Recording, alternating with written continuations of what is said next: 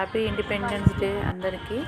ఇది India gate అండి, మన దేశ రాజధాని అయిన న్యూఢిల్లీలో ఉంది.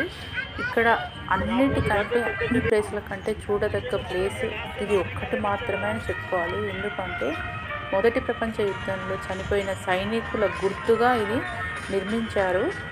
ఈ చుట్టూ ఉన్నది ఇప్పుడు మీకు కనిపిస్తున్న ఈ ఎర్ర ప్లేట్లన్నీ ఇటుకలతో కావండి, మన చుట్టూ ప్రహరీ గోడలాగా పేర్చింది.